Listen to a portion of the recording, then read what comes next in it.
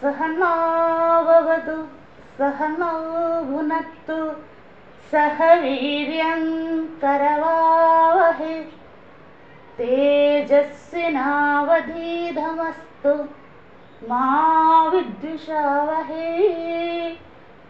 ॐ शान्ति शान्ति शान्तिः। ॐ सदाशिवसमारम्भा शङ्कराचार्यमध्यमाम् अस्मदाचार्यपर्यन्तां वन्दे गुरुपरम्परां। श्रुतिस्मृतिपुराणानाम् आलयं करुणालयं नमामि भगवत्पादं शङ्करं लोकशङ्करं। शङ्करं शङ्कराचार्यं केशवं बादरायणं सूत्रभाष्यकृतौ वन्दे भगवन्तौ पुनः पुनः। ईश्वरो गुरुरात्मेधि मूर्तिभेदविभागिने व्योमवद्व्याप्तदेहाय दक्षिणामूर्तये नमः। सच्चिदानन्दरूपाय विश्वोत्पत्त्यादिहेतवे तापत्रयविनाशाय श्रीकृष्णाय वयं नमः। ॐ नमो ब्रह्मादिभ्यो ब्रह्मविद्या संप्रदायकर्तृभ्यो वंशऋषिभ्यो महद्भ्यो नमो गुरुभ्यः। सर्वोपप्लवरहितः प्रज्ञानघनः प्रत्यगर्थो ब्रह्मैवाहमस्मि। हरिः ओम्। ॐ पूर्णमदः पूर्णमिदं पूर्णात् पूर्णमुदच्यते पूर्णस्य पूर्णमादाय पूर्णमेवावशिष्यते। ॐ शान्ति शान्ति शान्तिः। हरिः ओम्। श्रीगुरुभ्यो नमः। हरिः ओम्.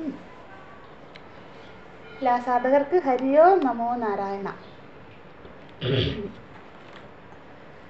അധ ശുക്ലയജുർവേദീയ ബൃഹദാരണ്യകോപനിഷത് കാണ്വശാഃ.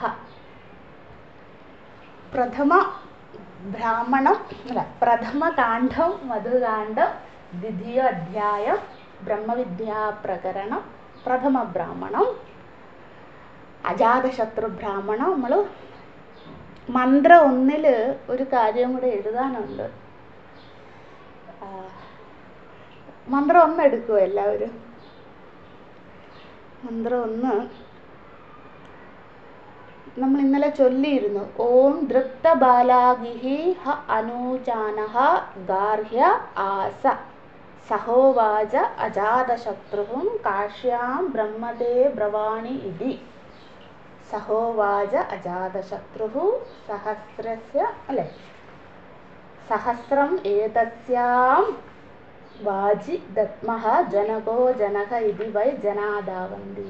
ആ മന്ത്രം പ്രഥമ മന്ത്രം. അതിൽ ദൃപ്ത എന്ന വാക്കിൽ നമ്മൾ അഹങ്കാരി ഗർവൻ എന്നൊക്കെയുള്ള അർത്ഥം പറഞ്ഞു. അവിടെ ഒരു വാക്കും കൂടെ നമ്മൾ അധ്യാഹാരം ചെയ്യണം. വിദ്യാദൃപ്തഃ, അതായത് വിദ്യയിലായിരുന്നു ഞാൻ, പഠിച്ചു പണ്ഡിതനായി എന്നുള്ള ഗർവമായിരുന്നു. അപ്പം പല പല ഗർവങ്ങളുണ്ട് ലോകത്തിൽ. അതൊന്നും ആയിരുന്നില്ല ബാലാഗിക്ക് അല്ലെങ്കിൽ ഗാർഗിന്. അപ്പം അല്ലേ, പല ഗർവങ്ങളുണ്ട്. എന്തൊക്കെ ഗർവങ്ങളാണ്? സാമ്പത്തിക ദൃപ്തം അല്ലേ, എന്തൊക്കെയാണ് അതിലേക്ക് വ്യവഹാരത്തിൽ ഒരുപാട് അഹങ്കാരങ്ങളുണ്ട് അല്ലെ. ഇവിടെ ആ ഗർവമൊന്നും ആയിരുന്നില്ല ബാലാകിക്ക് ഉണ്ടായിരുന്നത്, അല്ലെ ഗാർഗ്യന്. അപ്പം നമ്മൾ സ്പെസിഫിക് ആയിട്ട് പറയണം എന്താണ് വിദ്യാദൃപ്ത. ദൃപ്ത എന്ന വാക്കിൻ്റെ പ്രിഫിക്സ് ആയിട്ട്, പ്രിഫിക്സ് എന്ന് വെച്ചാൽ പൂർവപദമായിട്ട് അല്ലേ, ഉപസർഗമായിട്ട് ദൃപ്ത എന്ന വാക്കിൻ്റെ മുന്നിൽ അധ്യാഹാരം ചെയ്യുക. അധ്യാഹാരം അറിയാമല്ലോ അല്ലേ, കൂട്ടിച്ചേർക്കുക ബ്രാക്കറ്റിൽ, മനനത്തിന് വേണ്ടിയാണ്. പിന്നെ അവിടെ ഇവിടെ മനനം ചെയ്യുക, എന്ത് ഗർവമായിരുന്നു അല്ലേ. ഇപ്പം നമ്മൾ വിചാരിക്കുക അവന് ഭൂഗർവമായിരിക്കും, ഒരുപാട് ഭൂസത്തുള്ള ഗർവം, അതല്ല. സാമ്പത്തിക ഗർവമായിരിക്കും, അതല്ല. എനിക്ക് ഒരുപാട് അനുയായികളുള്ള ഗർവമായിരിക്കും, അതൊന്നും ആയിരുന്നില്ല ഗാർഗ്യൻ. അപ്പം നമ്മുടെ മനസ്സ് കറക്റ്റ് മനനത്തിൽ ഫോക്കസ് ചെയ്യാൻ വേണ്ടി ഭഗവത്പാദർ ശങ്കരാചാര്യസ്വാമികൾ ഭാഷ്യത്തിൽ എഴുതിയതാണ് വിദ്യാദൃപ്ത അല്ലെങ്കിൽ പണ്ഡിതദൃപ്ത എന്നും പറയാം. ഭാഷ്യകാരന് ശേഷമുള്ള വ്യാഖ്യാതാക്കൾ അല്ലെ, നമ്മൾ പറഞ്ഞല്ലോ 3-4 വ്യാഖ്യാനങ്ങളുണ്ട്, അതിലെഴുതിയിരിക്കുന്ന പണ്ഡിതദൃപ്ത, താൻ പണ്ഡിതനാണ് എന്നുള്ള അത് തന്നെയാണ് വിദ്യാദൃപ്തവും. രണ്ടും സിനോണിമസ് ആണ്. അപ്പം അതുകൂടെ കൂട്ടിച്ചേർത്തോളൂ. ഓം ദൃപ്ത ബാലാഗി, അഹങ്കാരിയായ ബാലാഗി. എന്തഹങ്കാരം? വിദ്യാദൃപ്തം. അപ്പം എന്തിനു വേണ്ടി ഇത് മനനം ചെയ്യണം? എനിക്ക് ആ ദൃപ്തം ഉണ്ടാകരുത്, അതിനു വേണ്ടിയാണ്. ബാലാഗിക്ക് ഉണ്ടായത് കൊണ്ട് അദ്ദേഹത്തിന് വന്നത് നമ്മൾ കണ്ടു. അതുകൊണ്ട് ഞാൻ അങ്ങനെ ആകരുത്, അങ്ങനെ എൻ്റെ ശ്രവണപാതയിൽ സാധനാപാതയിൽ അല്ലേ. നമ്മൾ കുറേ ആകുമ്പോൾ നമുക്കൊരു പണ്ഡിതഗർഭം വരാം. ഞാൻ കുറേ പഠിക്കുന്നു അല്ലേ. ഞാൻ ഉത്തരകാശിയിലാണ് പഠിക്കുന്നത്, അതിൽ കൂടുതൽ സീറ്റ് ഓഫ് സ്റ്റഡി എന്നാണ് ഉത്തരകാശിയിൽ പറയുന്നത് അല്ലേ. സീറ്റ് ഓഫ് സ്റ്റഡി നമുക്കറിയില്ലേ. അപ്പം അവിടെ എത്തിക്കഴിഞ്ഞാൽ പിന്നെ അഹങ്കാരം ഉച്ചത്തിലാണ്. അപ്പോൾ എപ്പോഴും ഗുരുനാഥൻ പറയാറുണ്ട് വിദ്യാദൃപ്ത നാസ്തിയേവ, ഒരിക്കലും വിദ്യാദൃപ്തം ഉണ്ടാവരുതേ. നമുക്ക് പഠനമായിരിക്കും പരിണിത ഫലം. അതുകൊണ്ട് അവിടെ അത് മനനം ചെയ്യണം. മനനം ചെയ്യുമ്പോൾ ആ വാക്കുകൂടെ ഓർക്കണം. പിന്നെ നമ്മൾ അതിനുശേഷം എന്താണ് സഗുണ ബ്രഹ്മ ഉപാസനകൾ കണ്ടു. അതിൽ അനേകം ഉപാസനകൾ നമ്മുടെ ഗാർഗ്യൻ തർക്കിക്കുന്നതായിട്ട് കണ്ടു. 13 വരെയുള്ള മന്ത്രങ്ങൾ എല്ലാവരും ഓക്കെ ആണെന്ന് വിചാരിക്കുന്നു അല്ലേ. നമുക്ക് അടുത്തതിലേക്ക് പോകാം. 14ാമത്തെ മന്ത്രം പാരായണം ചെയ്യാം. 14 മുതൽ 20 വരെയുള്ള മന്ത്രം എന്താണ്? 14 to 20 എന്താണ്? അജാതശത്രു ഗുരുവായി ബാലാകിക്ക് നിർഗുണ ബ്രഹ്മ ജ്ഞാന ഉപദേശം നൽകുകയാണ് അല്ലേ. അപ്പം 13ാമത്തെ മന്ത്രം അവസാനിച്ചത് തൂഷ്ണീ മാസം. അദ്ദേഹത്തിന് ഇനിയും തർക്കിക്കാനൊന്നുമില്ല, അതുകൊണ്ട് അദ്ദേഹം മൗനമായിരിക്കുന്നു എന്നാണ് അവസാനിച്ചത്. അപ്പം ആ ഒരു ഭാവന ഉണ്ടായിരിക്കുന്ന ആ ഒരു ആഖ്യായിക ഒരിക്കലും മറക്കരുത്. നമുക്ക് തുടരാം. 14ാമത്തെ മന്ത്രം. സഹോവാച അജാതശത്രു ഏതാവന്നു ഇതി ഏതാവാൻ ഹി ഇതി ന ഏതാവതാ വിദിതം ഭവതി ഇതി സഹോവാച ഗാർഹ്യഃ ഉപത്വായാനി ഇതി. ഈ മൗനമായിരിക്കുന്ന ബാലാഗി അല്ലെങ്കിൽ ഗാർഗ്യനോട് അജാതശത്രു പറയുന്നത് എന്താണ്? ഏതാവന്നു വിധി. അപ്പോൾ ആ ഡയലോഗ് നമ്മുടെ മനസ്സിൽ ഇങ്ങനെ പോകണം, അപ്പോഴേ നമ്മൾ മറക്കാണ്ടിരിക്കുള്ളൂ. ഇത്രയാണ് അങ്ങേക്ക് അറിയാവുന്നത് അല്ലേ. അപ്പോൾ അടുത്ത ഡയലോഗ് ആരാണ്? ഗാർഗ്യൻ പറയാണ് ഏതാവത് ഹി ഇതി, എനിക്ക് ഇത്രയും മാത്രമേ അറിയാവുള്ളൂ. ചതുർമുഖ ബ്രഹ്മാവിൻ്റെ അപ്പുറത്ത് ഒരു ഉപാസന പറയുവാൻ എനിക്കില്ല, എൻ്റെ കയ്യിലുള്ള സ്റ്റോക്കെല്ലാം കഴിഞ്ഞു, അപ്പോൾ എനിക്ക് ഇത്ര മാത്രമേ അറിയുകയുള്ളൂ. അപ്പോൾ അടുത്ത ആരുടെ ഡയലോഗാണ്. ന ഏതാവതാ വിദിതം ഭവതി ഇതി. ഈ വിധം അങ്ങറിഞ്ഞ ജ്ഞാനമൊന്നും പൂർണ്ണമല്ല. അങ്ങ് പറഞ്ഞ ഒരു ഉപാസനയും പൂർണ്ണമല്ല. കാരണം ഭഗവത് സൃഷ്ടിയായ പഞ്ചമഹാഭൂതങ്ങളായിക്കോട്ടെ, ദേവതകളായിക്കോട്ടെ, അഗ്നി, വിദ്യുതി ഇത്യാദികളായിക്കോട്ടെ, ഇവരെയാണ് അങ്ങ് ഉപാസിക്കാൻ പറഞ്ഞത്. അതൊക്കെ ഈശ്വര സൃഷ്ടിയായതുകൊണ്ട് അതൊക്കെ പരിമിതമായ ഉപാസനയാണ്. അതുകൊണ്ട് അതൊന്നും പൂർണ്ണമല്ല എന്ന് അജാതശത്രു ഗാർഗ്യനോട് പറഞ്ഞു. അപ്പം ഗാർഗ്യൻ എന്ത് പറഞ്ഞു? ഉപത്വായാനി ഇതി. അല്ലേ, നമ്മളവിടെ അധ്യാഹാരമൊക്കെ ചെയ്തിരുന്നു. എന്താണ്? ശിഷ്യഭാവേന ഉപയാനി. അല്ലേ, എന്തായിരുന്നു? ഞാൻ അങ്ങയെ ശിഷ്യഭാവത്തിൽ ഉപസദിക്കുന്നു. എൻ്റെ അറിവ് പൂർണ്ണമല്ല എന്ന് അങ്ങ് പറഞ്ഞു തന്നല്ലോ, അതിനെ ഞാൻ പൂർണ്ണമായി ഉൾക്കൊള്ളുന്നു. എൻ്റെ അപൂർണതയെ ഞാൻ അംഗീകരിക്കുന്നു. അല്ലേ, അതാണ് ആ ഉപസത്തി എന്ന് പറയുന്നത്. അല്ലേ, അപ്പം നമ്മൾ എങ്ങനെയാണ് ഒരു ഗുരുവിനെ ഉപസദിക്കേണ്ടത്? എൻ്റെ അറിവില്ലായ്മയെ ഞാൻ അംഗീകരിക്കുന്നു. ആ അംഗീകാരം നമ്മൾ തന്നെ നടത്തിയാലേ നമുക്ക് ഗുരുപസത്തി നടത്താൻ സാധിക്കും. അപ്പോഴേ നമുക്ക് നമ്മൾ പഠിച്ച കൃപകളൊക്കെ അതൊക്കെ ഓർമ്മ വരണം ഇവിടെ. ശാസ്ത്രകൃപ, ആത്മകൃപ, അല്ലേ, ഗുരുകൃപ, ഈശ്വരകൃപ ഇത്യാദി കൃപകളൊക്കെ നമ്മളെ തേടി വരികയുള്ളൂ. എങ്ങനെ ഉപസദിക്കണം? എൻ്റെ അറിവ് പൂർണ്ണമല്ല, ആ അറിവ്, ആ അപൂർണത ഞാൻ അംഗീകരിക്കുന്നു. ആ അംഗീകാരത്തോടു കൂടി ഞാൻ എന്താണ്? ശിഷ്യഭാവേന ഉപത്വായാനി. അപ്പോൾ ശിഷ്യനായി മാറി. ഇനി ഗുരു ശിഷ്യനായി ഏറ്റെടുക്കുകയാണ്. അടുത്തത് 15ാമത്തെ മന്ത്രം നമുക്ക് ചൊല്ലാം. സഹോവാച, എല്ലാവരും കൂടെ ചൊല്ലണം കേട്ടോ. സഹോവാച അജാതശത്രു പ്രതിലോമം ച ഏതത് യഹ ബ്രാഹ്മണഃ ക്ഷത്രിയം ഉപേയാത് ബ്രഹ്മമേ വക്ഷ്യാമി ഇതി വി ഏവ ത്വാ ന്യപൈക്ഷ്യാമി ഇതി തം പാണൗ ആധായ ഉത്തസ്ഥൗ തൗഹ പുരുഷം സുപ്തം ആജഗ്മധുഃ തം ഏതൈഹി നാമഭിഹി ആമന്ത്രായാം ചക്രേ ബൃഹൻ പാണ്ഡരവാസഃ സോമ രാജനിധി സഹ ന ഉത്തസ്ഥൗ തം പാണിന ആപേക്ഷം ബോധയാം ചകാര സഹ ഹ ഉത്തസ്ഥൗ. അടുത്തത് അജാതശത്രു ഗാർഗ്യനോട് പറയുകയാണ്. എന്താണ് പറഞ്ഞത്? പ്രതിലോമം ചെയ്തത്, അങ്ങ് എന്തിനാണിങ്ങനെ തല താഴ്ത്തിയിരിക്കുന്നത്? കാരണം എന്താ? ആ വിദ്യാഗർവം എന്നത് അടക്കുവാൻ പ്രയാസമാണ്. ബാക്കിയൊക്കെ ഉള്ള ഗർവം നമ്മൾക്ക് നമ്മുടെ കയ്യിൽ നിന്ന് നഷ്ടപ്പെട്ട് പോയാൽ നമുക്ക് പിന്നെ ആ ഗർവം നമ്മളെ വിട്ടുപോകും. ഇപ്പോൾ നമുക്ക് ഒരുപാട് ധനഗർവമാണ് ഉള്ളതെന്ന് ഒരു ഉദാഹരണം പറയുകയാണ്. എനിക്ക് ഇപ്പം എൻ്റെ കോടികളുണ്ട്, ധനഗർവമാണ് എനിക്കുള്ളത്. അത് ഒരു ദിവസം പെട്ടെന്നൊരു ദിവസം ഇല്ലാണ്ട് പോയാലോ അതിന് ആ ഗർവവും ധനത്തിനോടൊപ്പം തന്നെ ഒഴുകിപ്പോകും, അല്ലേ? പക്ഷെ വിദ്യാഗർവവും പെട്ടെന്നൊരു ദിവസം ഇല്ലാണ്ടാവില്ല. ബാക്കിയുള്ളതൊക്കെ നമുക്ക് നിമിഷങ്ങൾ കൊണ്ട് ഇല്ലാണ്ടാക്കാൻ സാധിക്കും, അല്ലെ ഇല്ലാണ്ടാവാൻ സാധിക്കും. പക്ഷെ വിദ്യാഗർവം അങ്ങനെ ഇല്ലാണ്ടാവില്ല.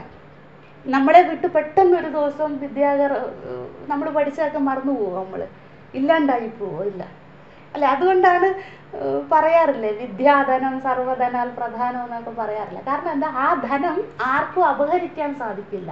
നമുക്ക് ഒരു സ്ഥലത്ത് ഉപേക്ഷിച്ചിട്ട് പോകാനൊന്നും സാധിക്കില്ല വിദ്യയെ. നമ്മൾ പഠിച്ചത് നമ്മളോടൊപ്പം ഉണ്ടാകും. അതിൽ ഏറ്റക്കുറച്ചിൽ വരാം, ചിലപ്പോൾ ഓർത്തെന്നിരിക്കാം, ചിലപ്പോൾ മറന്നു പോയെന്നിരിക്കാം. പക്ഷെ ഈ ടോട്ടൽ വാനിഷ് എന്ന് പറയില്ല, നമ്മൾ പൂർണ്ണനാശം ഉണ്ടാവില്ല. അതുകൊണ്ടാണ് നമ്മളവിടെ ദൃപ്ത എന്ന വാക്കിൻ്റെ കൂടെ വിദ്യ കൂടെ ചേർത്തത്, അല്ലേ? അപ്പോൾ പെട്ടെന്ന് ഇല്ലാണ്ടാവില്ല വിദ്യാഗർവ. അതുകൊണ്ട് ഇവിടെ ചോദിക്കുകയാണ് പ്രതിലോമം ച ഏതത്, അങ്ങ് എന്താണ് തല താഴ്ത്തിയിരിക്കുന്നത്. അപ്പൊ തല താഴ്ത്തിയിരിക്കുന്ന ഗാർഗ്യൻ നമ്മുടെ മുമ്പിൽ ഉണ്ടാവണം. എന്നിട്ട് എന്താണ്, എന്നിട്ട് ഒരു ഒരു ഗർവം എത്രമാത്രം ഉണ്ടെന്ന് അജാതശത്രു അളക്കുകയാണ്. ആ അളവ് എങ്ങനെയാണ്, ബ്രാഹ്മണ ക്ഷത്രിയ ഉപേയാത്, ഒരു ബ്രാഹ്മണൻ അല്ലെങ്കിൽ ബ്രഹ്മചാരി പഠനം കഴിഞ്ഞതേ ഉള്ളൂ, ഗുരുകുലവാസം കഴിഞ്ഞിട്ട് ആദ്യം വരുന്നതാണ് കാശി രാജാവിൻ്റെ അടുത്ത്. അപ്പം അങ്ങനെയുള്ള ഒരാൾ എന്നെ, ഒരു രാജാവായ ക്ഷത്രിയനായ എൻ്റെ അടുത്ത് വന്നല്ലോ എന്ന്. എന്നിട്ട് നമ്മൾ ബ്രാഹ്മണ ക്ഷത്രിയ ലക്ഷണങ്ങളൊക്കെ കണ്ടതാണ്, അതിലേക്ക് പോകുന്നില്ല. ബ്രഹ്മമേ വക്ഷ്യാമി ഇതി അല്ലേ, അവിടെ എന്താണ്, ബ്രഹ്മ ഉപദേശം മേ വക്ഷ്യാമി, ബ്രഹ്മോപദേശത്തിന് ആണ് ഞാൻ ഇരിക്കുന്നത്, അങ്ങ് എൻ്റെ അടുത്ത് വന്നത് അല്ലേ. എന്നിട്ട് എന്താണ്, അങ്ങയ്ക്ക് ഞാൻ എന്ത് പറയുന്നു, ത്വാ അങ്ങയ്ക്ക്, ഇവിടെ ആരാണ്, ഗാർഗ്യനായിക്കൊണ്ട്, ഏവ ഞാൻ അങ്ങയ്ക്ക് ഉറപ്പായും എന്ത് ചെയ്യുന്നു, ബ്രഹ്മ ഉപദേശം ജ്ഞപയിക്ഷ്യാമി, ബ്രഹ്മോപദേശം ഞാൻ അങ്ങയ്ക്ക് പറഞ്ഞു തരാം, എത്ര തവണ വേണമെങ്കിലും അങ്ങയ്ക്ക് മനസ്സിലാകുന്നത് വരെ, അല്ലെങ്കിൽ അങ്ങയുടെ ഈ വിദ്യാഗർവം ഇല്ലാണ്ടാകുന്നത് വരെ ഞാൻ അങ്ങയ്ക്ക് ഉപദേശിക്കാം എന്ന് പറഞ്ഞ് അവിടെ ഈ സന്ദർഭത്തിലാണ് അജാതശത്രു ഗാർഗ്യനെ ശിഷ്യനായി ഏറ്റെടുക്കുന്നത്. അപ്പം തൊട്ട് മുമ്പത്തെ മന്ത്രത്തിൽ ശിഷ്യഭാവം ഗാർഗ്യൻ സ്വീകരിച്ചു, അവിടെ ഗുരുഭാവം അജാതശത്രു സ്വീകരിച്ചില്ല.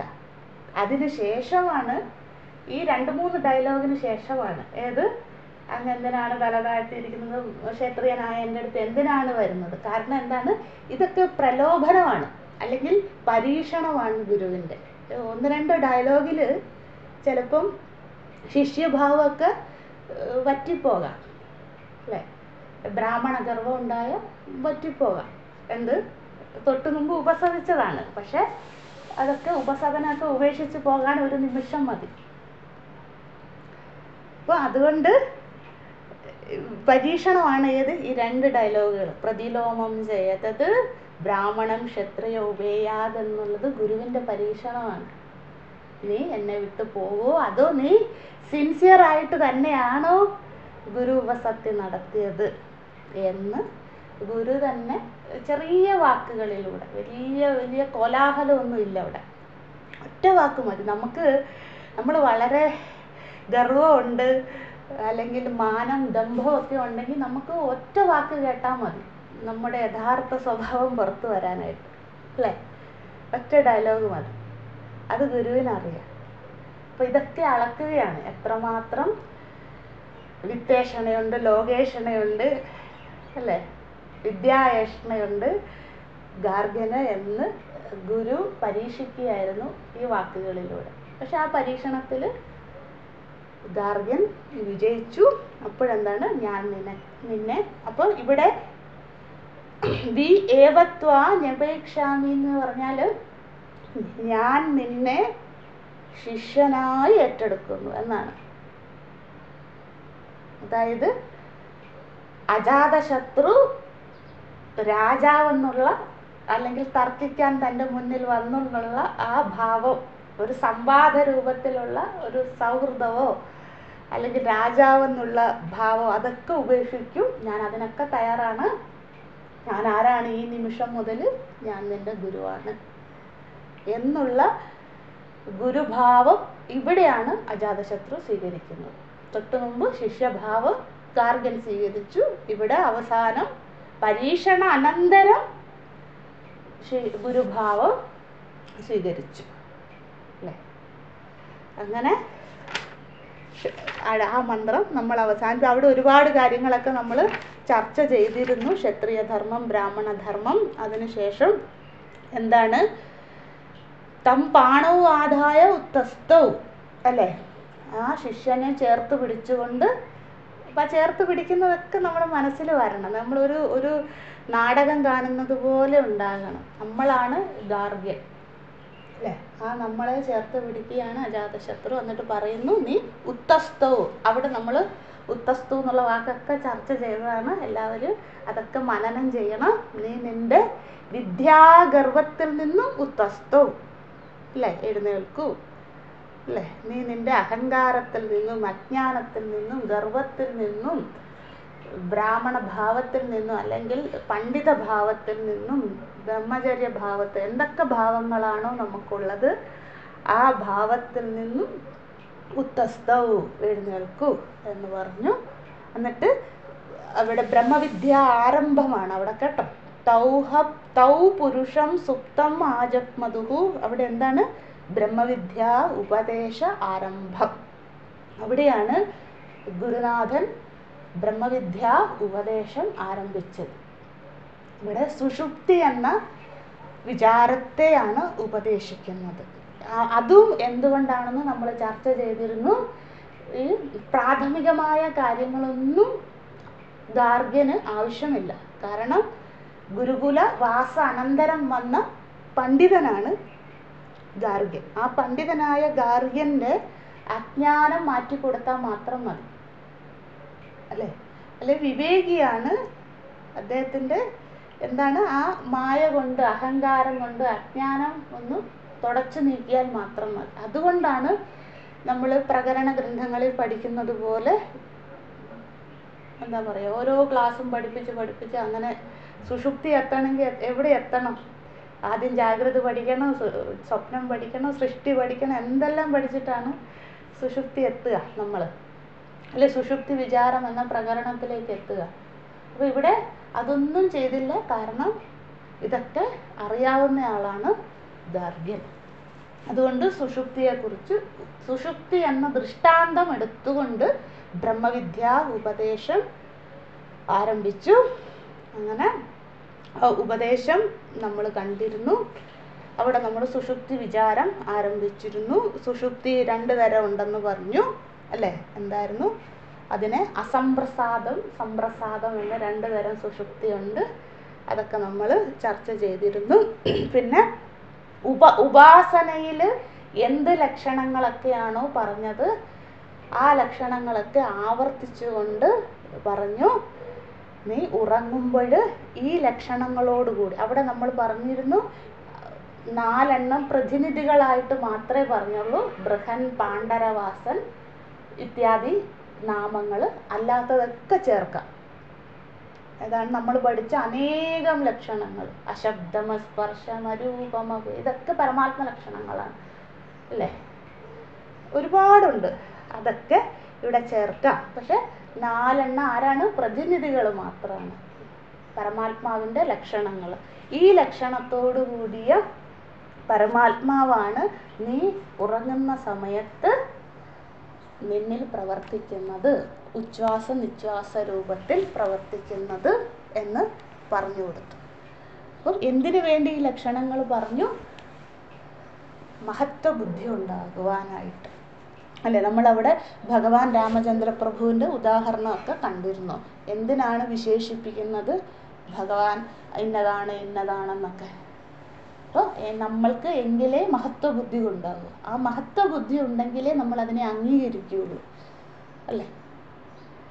അപ്പം നമുക്ക് അത് അറിയുവാനുള്ള അഭിനിവേശവും കൂടുകയുള്ളൂ. അതുകൊണ്ട് ഇവിടെ ലക്ഷണങ്ങൾ പറഞ്ഞത്, ഈ ലക്ഷണങ്ങളോടൊക്കെ കൂടിയ പരമാത്മാവാണ് നിന്നിൽ സുഷുപ്തി കാലത്ത് പ്രവർത്തിക്കുന്നത്. അത് സദാ പ്രവർത്തിച്ചുകൊണ്ടിരിക്കുന്നതുകൊണ്ടാണ് നീ ഉള്ളത്.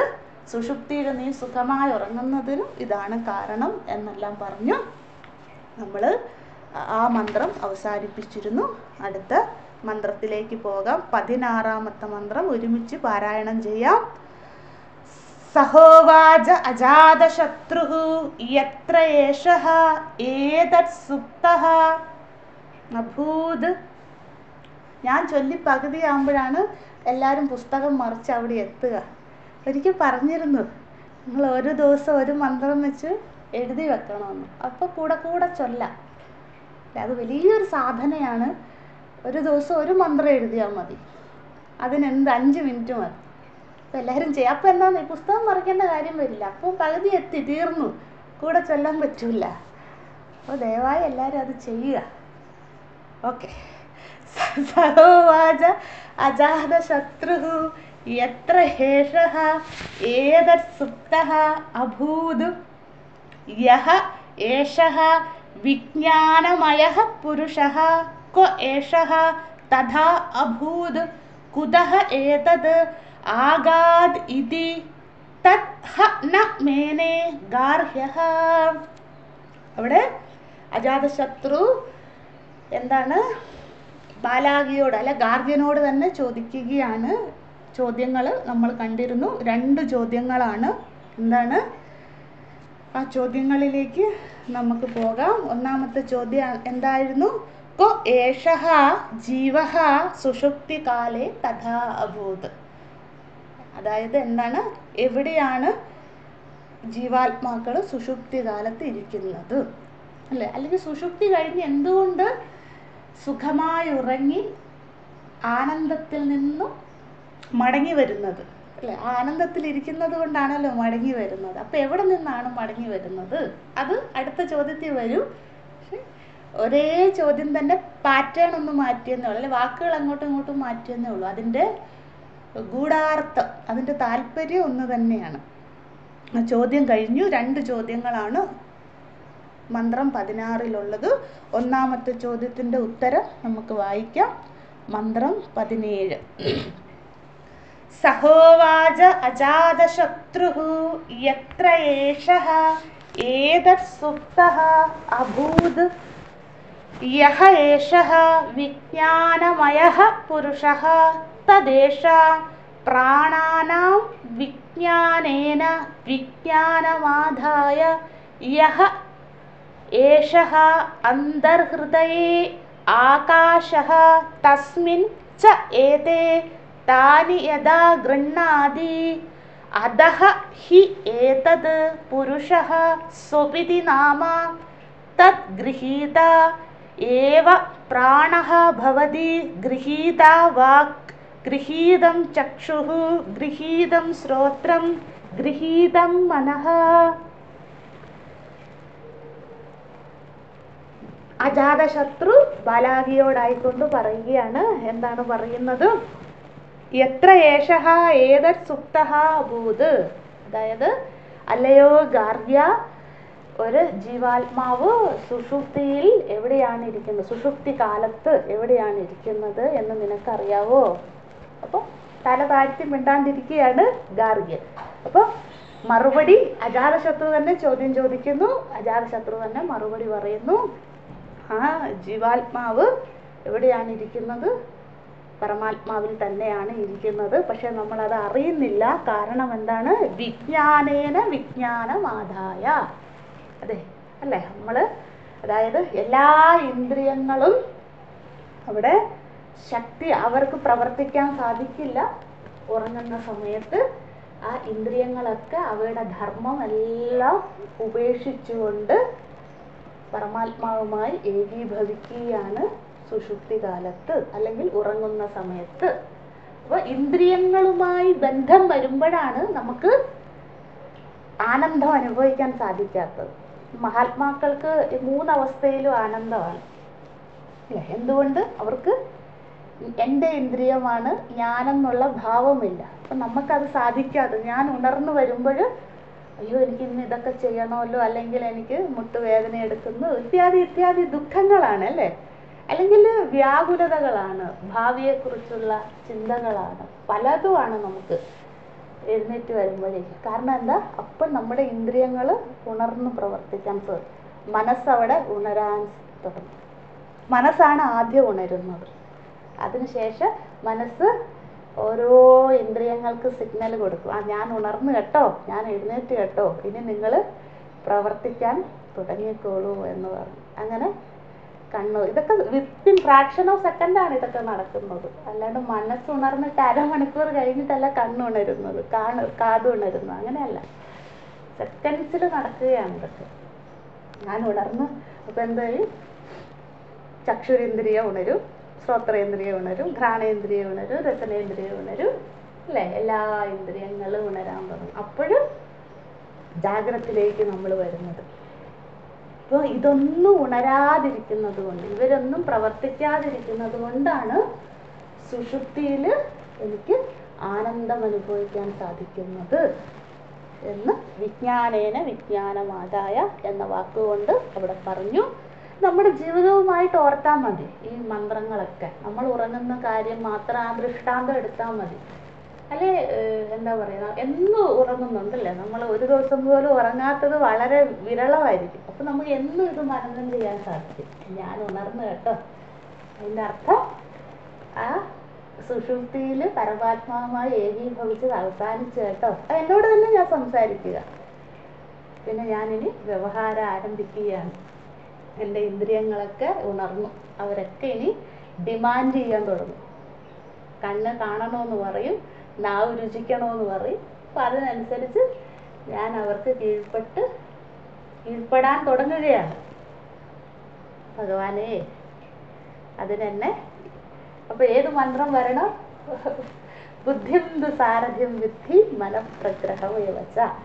ഭഗവാനെ അങ്ങ് സാരഥിയായി നയിച്ചോണേ അല്ലേ, എൻ്റെ ഇന്ദ്രിയങ്ങളുടെ കടിഞ്ഞാൻ സൂക്ഷിച്ചു കൊള്ളണേ എന്നുള്ള പ്രാർത്ഥന ഉണ്ടാവണം. അപ്പോൾ നമുക്ക് എന്താണ് പതിയെ പതിയെ പതിയെ സുഷുപ്തിയിൽ അനുഭവിക്കുന്ന ആനന്ദവും ജാഗ്രതയിലേക്ക് കൊണ്ടുവരാൻ സാധിക്കും. പക്ഷെ ഇവിടെ സുഷുപ്തിയെ പറയുന്നുള്ളൂ. പക്ഷെ നമ്മൾ പഠിച്ചതൊക്കെ മനനം ചെയ്യാം അവിടെ. അങ്ങനെ നമ്മൾ എവിടെ വരെ കണ്ടു? വിജ്ഞാനേന വിജ്ഞാനാദായ എന്ന് പറഞ്ഞു. ഇന്ദ്രിയങ്ങൾ പ്രവർത്തിക്കാത്തത് കൊണ്ടാണ് നീ സുഷുപ്തിയിൽ ആനന്ദിക്കുന്നതെന്ന് പറയുന്നു. ഇത് നീ മനനം ചെയ്യൂ. എങ്ങനെ? ഉണർന്നിരിക്കുമ്പോൾ അല്ലയോ ഗാർഗ്യ, നീ ഏതെങ്കിലും ഒരു ശരീര ഭാഗത്ത് പരമാത്മാവിനെ ചിന്തിച്ചുകൊണ്ട് നീ മനനം ചെയ്യൂ. എങ്ങനെ? എൻ്റെ ഇവിടെ അന്തർഹൃദയമാണ് പറഞ്ഞത്. എവിടെ വേണേലും ചിന്തിക്കാം കേട്ടോ. നിങ്ങൾക്ക് ഭ്രൂമന്ത്യത്തിൽ ചിന്തിക്കാം, സുഷുപ്നയിൽ ചിന്തിക്കാം, പലതും എടുക്കാം. ഇവിടെ ഉദാഹരണമായി അന്തർഹൃദയം പറയുന്നേ ഉള്ളൂ. ആ അന്തർഹൃദയത്തിൽ പരമാത്മാവ് ഇരിക്കുന്നു. അതുകൊണ്ടാണ് എൻ്റെ ഇന്ദ്രിയങ്ങളൊക്കെ പ്രവർത്തിക്കുന്നത്. ഞാൻ ആ പരമാത്മാവുമായി ഏകീഭവിക്കും സുഷുപ്തിയിൽ. അതുകൊണ്ട് എനിക്ക് സുഖമില്ല, ദുഃഖമില്ല, ആനന്ദം മാത്രം എന്ന് പറയുന്നു. എന്നിട്ട് പറയുന്നു എന്താണ്? ഈ ഏകീഭവിക്കുന്ന സമയത്ത് അല്ലെങ്കിൽ ആനന്ദം അനുഭവിക്കുന്ന ഈ ഉറങ്ങുന്ന സമയത്ത് ഈ ഉറങ്ങുന്ന ആനന്ദബുക്കിനെ, ആനന്ദബുക്ക് എന്ന് വെച്ചാൽ ആനന്ദം അനുഭവിക്കുന്നവൻ അർത്ഥം. നമ്മൾ മാണ്ഡൂക്യത്തിൽ പഠിക്കും ആ വാക്ക്, ആനന്ദബുക്ക്. നമ്മുടെ പേരാണ് ആനന്ദബുക്ക് എന്ന് വെച്ചാൽ ആനന്ദം അനുഭവിക്കുന്നവനെ, അല്ല ആനന്ദം അനുഭവിക്കുന്നവൾ, ഏത് സ്ത്രീലിംഗോ പുല്ലിംഗോ എന്ത് വേണമെങ്കിലും. ആ ആനന്ദബുക്കിനെ ശാസ്ത്രം വിളിക്കുന്ന പേരാണ് സ്വപിതി എന്ന്. ഇത്രയേ ഉള്ളൂ.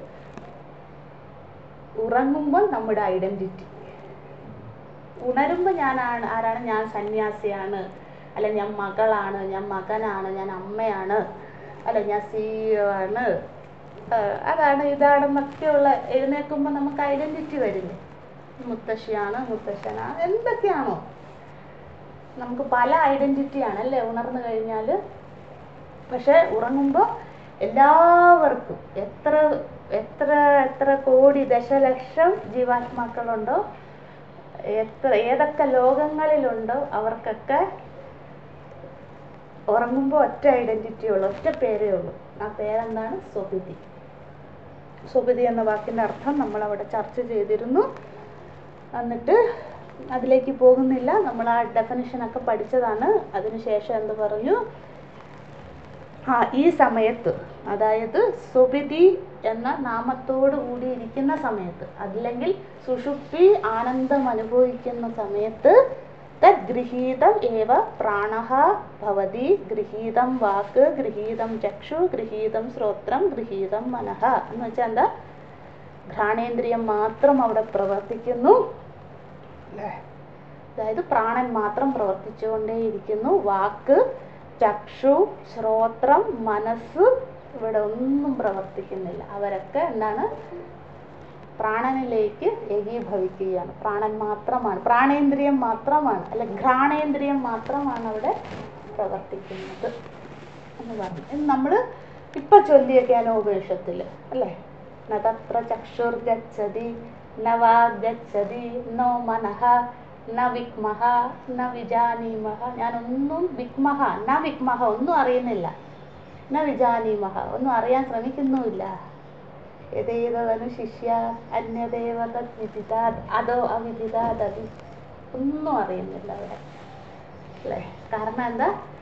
ഇന്ദ്രിയങ്ങളൊന്നും പ്രവർത്തിക്കുന്നില്ല. ഇവിടെ നമ്മൾ ചാന്തോക്യം, മുണ്ടകം, തൈത്തിരീയം, പ്രശ്നം, കൈവല്യം അനേകം ഉദ്ധരണികൾ അവിടെ കണ്ടിരുന്നു. അടുത്തതിലേക്ക് പോകാം. 18ാമത്തെ മന്ത്രം ഒരുമിച്ച് ചൊല്ലാം. സഹയത്ര ഏതത് സ്വപ്നഃ യയാചരതി തേഹ അസ്യ ലോകാഃ തദ് ഉദ ഏവ മഹാരാജഃ ഭവതി ഉദ ഏവ മഹാബ്രാഹ്മണഃ ഉദ ഏവ ഉച്ചാവചം നിഗച്ഛതി. സഹ യഥാ മഹാരാജഃ ജാനപദാൻ ഗൃഹീത്വാ സ്വേ ജനപദേ യഥാ കാമം പരിവർത്തതേ ഏവം ഏവ ഏഷഃ ഏതത് പ്രാണാൻ ഗൃഹീത്വാ സ്വേ ശരീരേ യഥാ കാമം പരിവർത്തതേ. ഇവിടെ വീണ്ടും സ്വപ്നത്തിനെ കുറിച്ച് പറഞ്ഞു. ജാഗ്രത പറയുന്നില്ല. സുഷുപ്തി കഴിഞ്ഞിട്ട് സ്വപ്നം പറഞ്ഞു. സ്വപ്നത്തിൽ ഉദാഹരണങ്ങൾ നമ്മൾ കണ്ടിരുന്നു. ഒരാള് ആ ജീവാത്മാവ് ഇഹജന്മത്തെയോ പൂർവജന്മത്തെയോ വാസനയ്ക്കനുസരിച്ചാണ്, അല്ലെങ്കിൽ പുണ്യപാപ കർമ്മങ്ങളുടെ തോതനുസരിച്ചാണ് സ്വപ്നം എന്ന അവസ്ഥയിൽ വ്യവഹരിക്കുന്നത്, അല്ലെ സ്വപ്നാവസ്ഥയിലൂടെ കടന്നു പോകുന്നത് എന്ന് പറഞ്ഞിട്ട് ഉദാഹരണം പറഞ്ഞു. മഹാരാജാവിൻ്റെ സ്വപ്ന ദർശനം അല്ലേ. മഹാരാജാവ് അദ്ദേഹം ജാഗ്രത്തിൽ ഉണർന്നിരിക്കുമ്പോൾ പരിവാരങ്ങളോടുകൂടി അദ്ദേഹത്തിന് ഒരുപാട് സുഖഭോഗങ്ങളുണ്ട്, അതോടൊപ്പം ബന്ധനമുണ്ട്, ഉത്തരവാദിത്തങ്ങളുണ്ട്, അനേകം കാര്യങ്ങളുണ്ട് മഹാരാജാവിന് അല്ലേ. പക്ഷെ അദ്ദേഹം സ്വപ്നാവസ്ഥയിൽ അദ്ദേഹത്തിന് വ്യവഹരിക്കണമെങ്കിൽ ഈ ബന്ധനം ഉണ്ടാവില്ല, പരിവാരങ്ങൾ ഉണ്ടാവില്ല അല്ലേ. അപ്പം ആ ഒരു താരതമ്യം ഇവിടെ പറഞ്ഞു തന്നു. എന്തിനു വേണ്ടി? സ്വപ്നത്തിൽ പോലും ദുഃഖമാണ്. ഇപ്പൊ ജാഗ്രത്തിന്റെ കാര്യം പറയണോ? സുഷുപ്തിയിൽ മാത്രമേ ആനന്ദമുള്ളൂ. അപ്പൊ 3 അവസ്ഥയിൽ ബാക്കി 2 അവസ്ഥകളിലും ദുഃഖമാണ്. ഏത്? ഉണർന്നിരിക്കുമ്പോഴും സ്വപ്നം കാണുമ്പോഴും ദുഃഖമാണ്.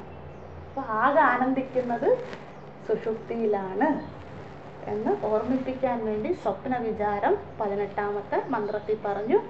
കൂടുതൽ അതിലേക്ക് പോകുന്നില്ല, ഉദാഹരണമായതുകൊണ്ട്, രാജാവിൻ്റെ ഉദാഹരണം നമ്മൾ ചർച്ച ചെയ്തതുകൊണ്ട് അതിലേക്ക് പോകണ്ട എന്ന് വിചാരിക്കുന്നു അല്ലേ. സൈന്യവും പരിവാരവും ഒക്കെ ആയിട്ട് പോകുന്നതൊക്കെയാണ് ജാനപദാൻ അല്ലേ. അടുത്തതിലേക്ക് പോകാം. 19ാമത്തെ മന്ത്രം. അധഃ യഥാ സുഷുപ്തോ ഭവതി യഥാ ന കസ്യചന വേദ ഹിതാനാമ നാഢ്യോ ദ്വാസപ്തതിഃ സഹസ്രാണി ഹൃദയാദ് പുരീതദം അഭിപ്രതിഷ്ഠന്തെ താഭിഃ പ്രത്യവസൃപ്യ പുരീതതി ശേതേ സഹ യഥാ കുമാരോ വാ മഹാരാജോ വാ മഹാബ്രാഹ്മണോ വാ അധിക്നീം ആനന്ദസ്യ ഗത്വാ ശൈത ഏവം ഏവ ഏഷഃ ഏതച്ഛേതേ. മന്ത്രം 19 നമ്മൾ കണ്ടിരുന്നു. സുഷുപ്തി വിചാരം തുടരുകയായിരുന്നു. അതായത് 1ാമത്തെ ചോദ്യത്തിന്റെ ഉത്തരം ആവർത്തിക്കുകയാണ്. എന്തിനു വേണ്ടി ആവർത്തിക്കുന്നു? സുഷുപ്തിയിൽ സുഖമാണ് നിനക്ക്, ആനന്ദമാണ് അനുഭവിക്കുന്നത്. മറ്റ് 2 അവസ്ഥകളിലും നീ ദുഃഖിയാണ്.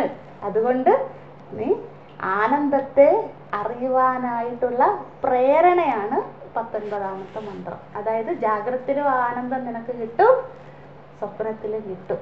ജാഗ്രത കിട്ടിയാൽ തന്നെ സ്വപ്നം ഇല്ല അല്ലേ. ജീവൻ മുക്തന് പിന്നെ സ്വപ്നാവസ്ഥയേ ഇല്ല, ജാഗ്രത അവസ്ഥയേ ഇല്ല, സുഷുപ്തി അവസ്ഥയേ ഇല്ല. പിന്നെ എന്താ?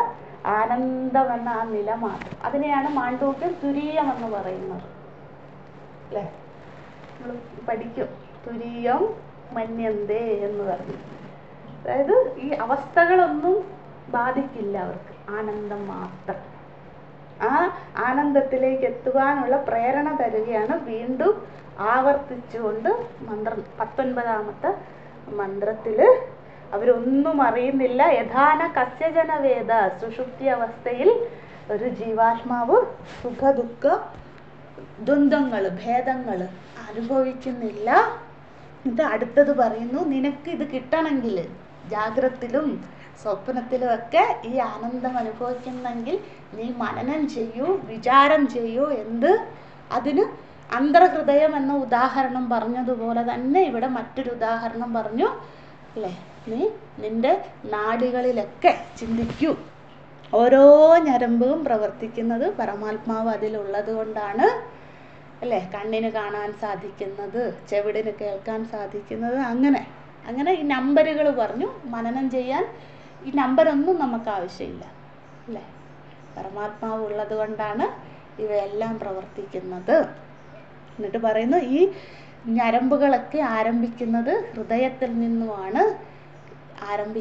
ഹൃദയത്തിൽ നിന്നും പിന്നെ ശാഖോപശാഖകളായി പല ഇന്ദ്രിയങ്ങളിലേക്കും അല്ലെ പല ശരീര അവയവങ്ങളിലേക്കും ഈ ഞരമ്പുകൾ എത്തുന്നു.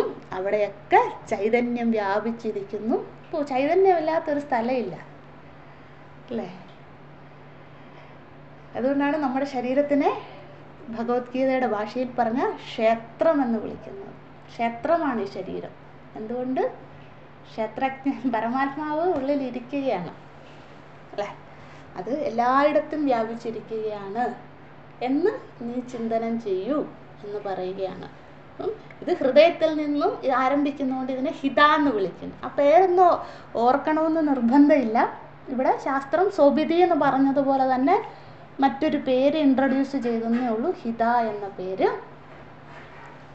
മനനം ചെയ്യാൻ അത് നമുക്ക് പ്രചോദനമാകും അല്ലേ? ആ ഹിത എന്ന നാഡിയിൽ നിന്നാണ്, അതായത് ഹൃദയത്തിൽ നിന്നും തുടങ്ങുന്നത് കൊണ്ട് അതിനെ ഹിത എന്ന് വിളിക്കുന്നു.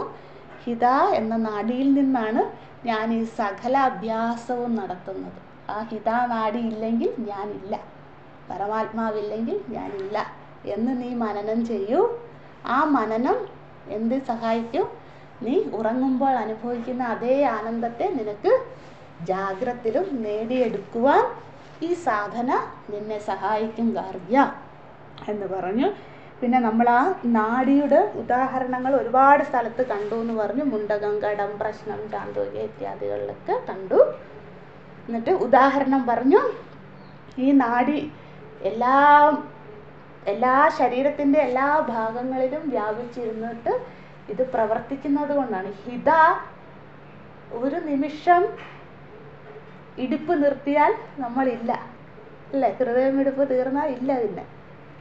അപ്പം ഈ ഹിത പ്രവർത്തിച്ചുകൊണ്ടേയിരിക്കും. അത് മഹാരാജാവിൻ്റെ ആയിക്കോട്ടെ, കുമാരൻ്റെ ആയിക്കോട്ടെ, ബ്രാഹ്മണനായിക്കോട്ടെ, ഏത് ആളുകളുടെ ആയിക്കോട്ടെ, ഹിതാ നാഡി എപ്പോഴും മിടിച്ചുകൊണ്ടേയിരിക്കുകയാണ് എന്ന് പറഞ്ഞു. ഉദാഹരണം പറഞ്ഞു.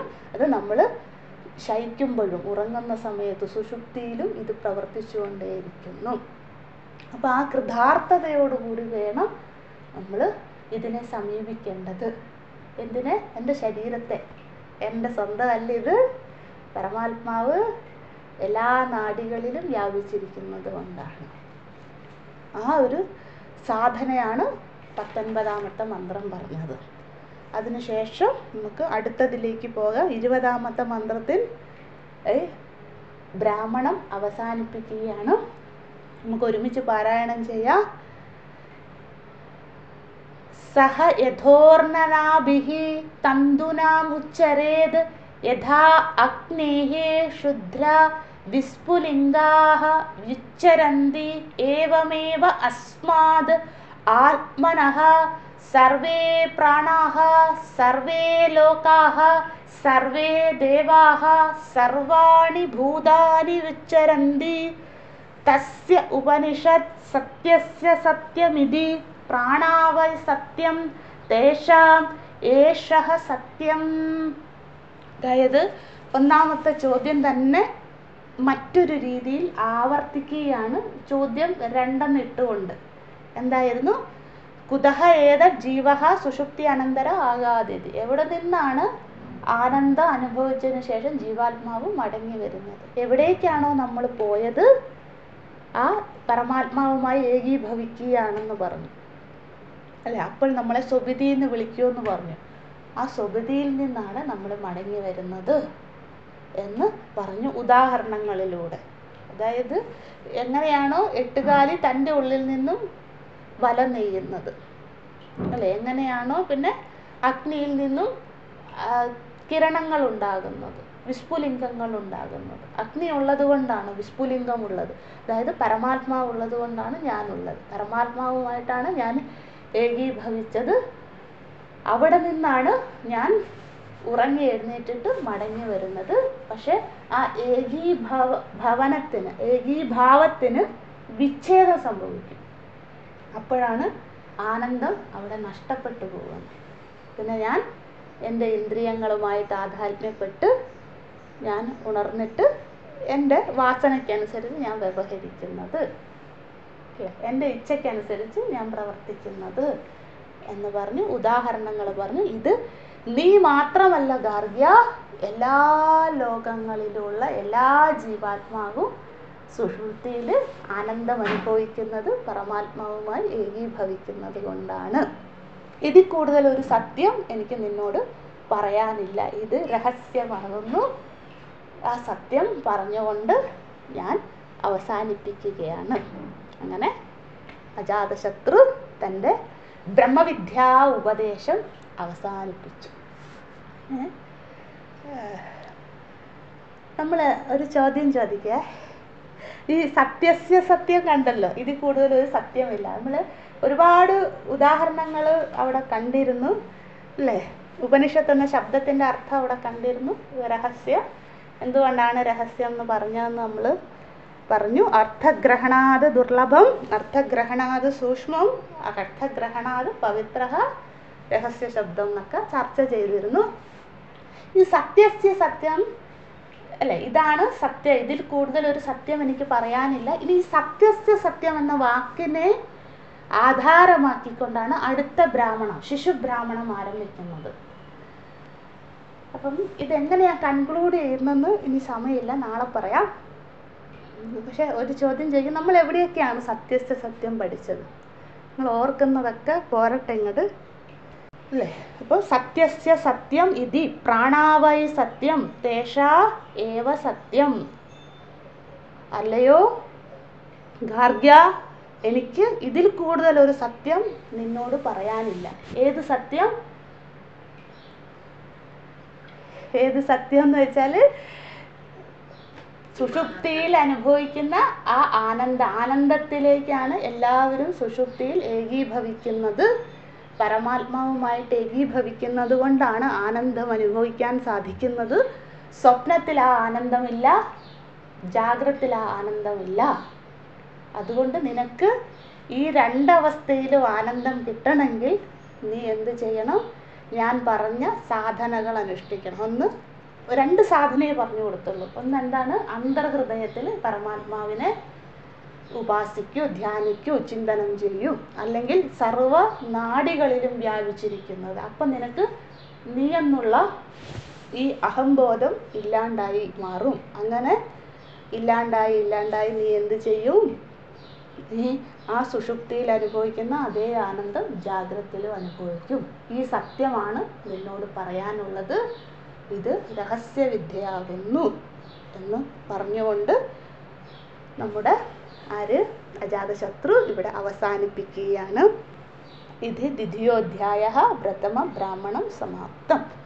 ഇനി നമുക്ക് ഒന്ന് രണ്ട് കാര്യങ്ങളും കൂടി ഉണ്ട്, സമയമില്ല, നാളെ പറയാം. അതായത് ഭഗവാൻ ശങ്കരാചാര്യ സ്വാമികൾ തൻ്റെ ഭാഷ്യം എങ്ങനെയാണ് അവസാനിപ്പിക്കുന്നത് പറഞ്ഞാൽ ഒരുപാട് കൊട്ടേഷൻസ് വന്നിട്ടാണ്. നമുക്ക് എന്താന്ന് വെച്ചാൽ ഈ വിദ്യാഗർവം ഉണ്ടല്ലോ, ആ വിദ്യാഗർവത്തിനെ ഇവിടെ സൂചന നൽകിക്കൊണ്ട് നമ്മൾക്ക് അവസാനിപ്പിക്കുകയാണ്. അതെങ്ങനെയെന്ന് വെച്ചാൽ നിങ്ങൾ കണ്ടുപിടിക്കാൻ സമയമുള്ളവർ ഇതൊക്കെയാണ് കൊട്ടേഷൻസ്, എവിടെയാണെന്ന് അറിയാം, അതും ഞാൻ പറയാം. അപ്പോൾ എളുപ്പമാകും. മന്ത്രം ചൊല്ലാം, അപ്പോൾ എല്ലാവർക്കും അറിയാം.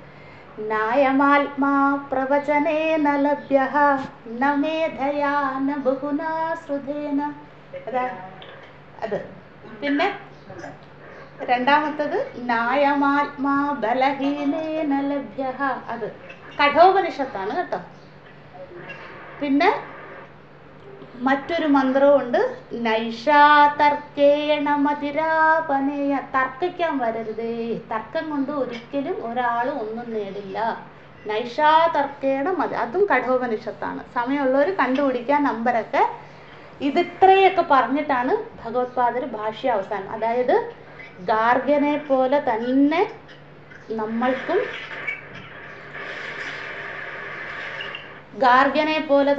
നമുക്കും വിദ്യാഗർവമുണ്ടാകാം. അതുകൊണ്ട് ആ വിദ്യാഗർവത്തിനെ ഇല്ലാണ്ടാക്കുവാൻ നിരന്തരം പ്രയത്നിക്കണം എന്ന് പറഞ്ഞ് ഭാഷ്യ അവസാനിപ്പിക്കുകയാണ്. അതാണ് ഈ മന്ത്രങ്ങൾ. നാളെ നമുക്കത് ചർച്ച ചെയ്യാം. അതിനുശേഷം നമുക്ക് ദ്വിതീയ അധ്യായം, ദ്വിതീയ ബ്രാഹ്മണം ആരംഭിക്കാം. പിന്നെ പ്രകരണം എന്ന വാക്കിൻ്റെ അർത്ഥം പഠിക്കാനുണ്ട്. ഞാൻ വിചാരിച്ചു കുറച്ചങ്ങോട്ടായിട്ട് പറയാമെന്ന്. നമ്മൾ അത് ഗ്രൂപ്പിൽ ഇട്ടിട്ടുണ്ട്, ഒരു ശ്ലോകമുണ്ട്, എല്ലാവരും എഴുതിയെടുക്കണം. അത് പരാശര ഭൃഗു പുരാണം എന്നൊരു പുരാണമുണ്ട്. ഇപ്പോൾ ആ പുരാണമൊന്നും അവൈലബിൾ അല്ല കേട്ടോ, അതൊന്നും നമുക്ക് കാണാനേ ഇല്ല. പക്ഷെ അങ്ങനെ ഒരു പുരാണം ഉണ്ടായിരുന്നു. ആ പുരാണത്തിൽ നിന്നുള്ളതാണ്. എന്താണ് പ്രകരണം? നമ്മളിപ്പോൾ പഠിക്കുന്ന ഏത് പ്രകരണമാണ്? ബ്രഹ്മവിദ്യാ പ്രകരണമാണ്. നമ്മൾ പഠിച്ചത് ഏതാണ്? ഉപാസനാ പ്രകരണം. അനേകം പ്രകരണങ്ങൾ നമ്മൾ പഠിച്ചു. ഇപ്പം ഭഗവത്ഗീത എടുത്ത കർമ്മയോഗം എന്നതൊരു പ്രകരണമാണ്, കർമ്മസന്യാസയോഗം ഒരു പ്രകരണമാണ്, ഭക്തിയോഗം ഒരു പ്രകരണമാണ്, അല്ലേ? അങ്ങനെ 18 പ്രകരണങ്ങളോട് കൂടിയതാണ് ഭഗവത്ഗീത. അപ്പം എന്താണ് പ്രകരണം? സിമ്പിളായിട്ട് പറഞ്ഞാൽ ടോപ്പിക് എന്നുള്ള അർത്ഥമാണ്. നമുക്ക് കുറച്ചുകൂടെ സിംപ്ലിസിറ്റി ഒക്കെ കഴിഞ്ഞു, നമ്മൾ വലിയ കുട്ടികളായി.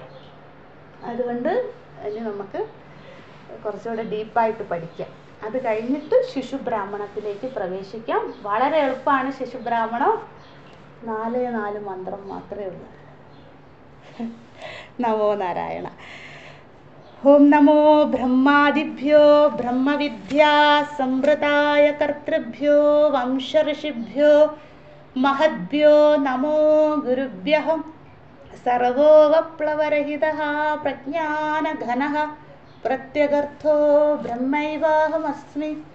ഓം പൂർണ്ണമദഃ പൂർണ്ണമിദം പൂർണ്ണാത് പൂർണ്ണമുദച്യതേ പൂർണ്ണസ്യ പൂർണ്ണമാദായ പൂർണ്ണമേവാവശിഷ്യതേ. ഓം ശാന്തി ശാന്തി ശാന്തിഃ. ഹരിഃ ഓം. ശ്രീ ഗുരുഭ്യോ നമഃ. ഹരിഃ ഓം.